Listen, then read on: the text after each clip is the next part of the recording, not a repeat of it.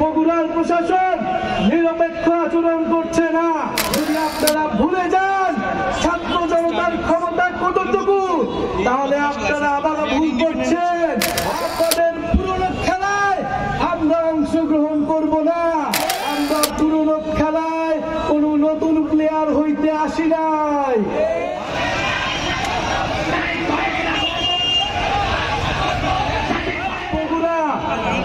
বিগত 15-16 বছর এই ফ্যাসিস্ট সরকারের অধীনে রাজনৈতিক বৈষম্যের শিকার হয়েছে।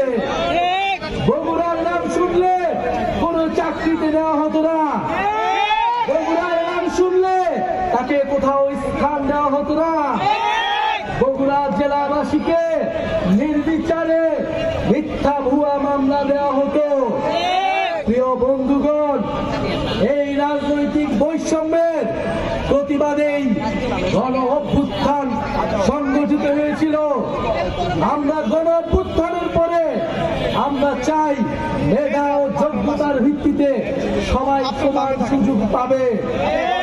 আমরা কোনো বিশেষ সুবিধা চাই না, আমরা কোনো বৈষম্য চাই না।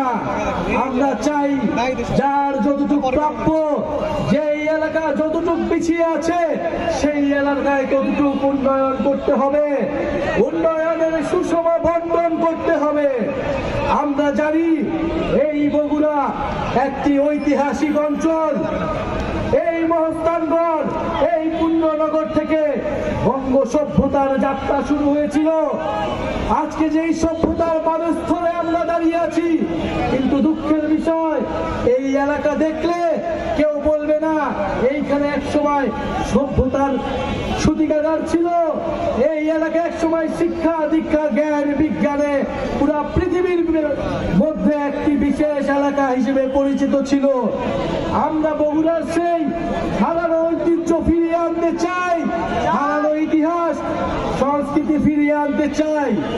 প্রিয় বন্ধুগণ, আমরা দেখতে পাচ্ছি বগুড়া এলাকার যে সিটি কর্পোরেশনের কথা থাকলে বগুড়া এলাকার অপরিষ্কার অপরিচ্ছন্নতা এখানে নাগরিকদের ভোগাচ্ছে।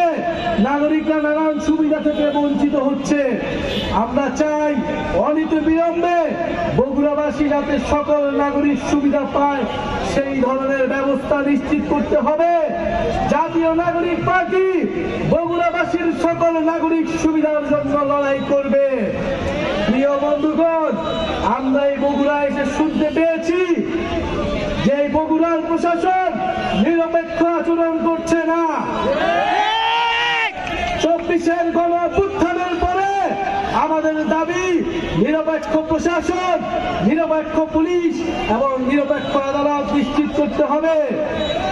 যদি কেউ সেই পুরনো কায়দায় দলবাজ প্রশাসকদের মতো আচরণ করে, তার পরিণতিও ফ্যাসিস্ট মুজিববাদীদের দোসরদের মতোই হবে।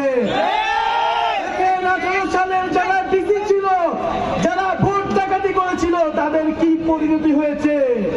যারা 18 সালের নির্বাচনে নির্বাচন কমিশনার ছিল, তাদের কি পরিণতি হয়েছিল? এই দিন নয়, দিন কিন্তু সকলেরই আছে।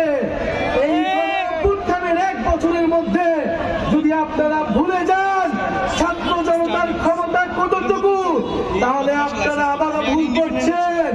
এই বগুড়ায় কোন দলবাজ প্রশাসকে, কোন দলবাজ পুলিশ অফিসারের স্থান হবে না।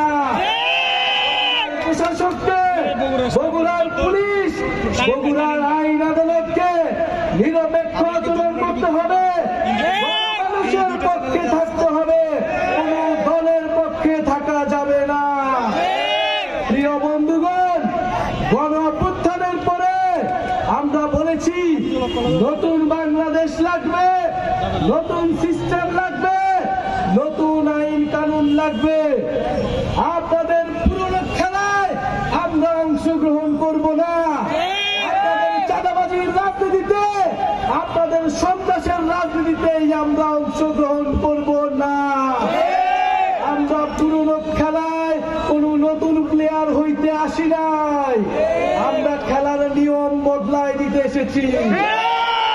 নিয়ম বদলাতে হবে, রাজনীতির নিয়ম বদলাতে হবে। ভালো মানুষদের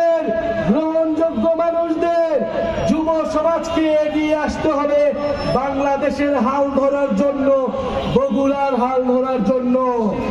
প্রিয় বগুড়াবাসী, আমরা আজকে স্মরণ করছি এই বগুড়ায় যারা গণ অভ্যুত্থানে অংশগ্রহণ করেছিল, গণ অভ্যুত্থানে শহীদ হয়েছিল, গণ অভ্যুত্থানে আহত হয়েছিল। আমরা শুনতে পেয়েছি আমাদের আহত ভাইরা এখনো ভালো চিকিৎসা পায় না।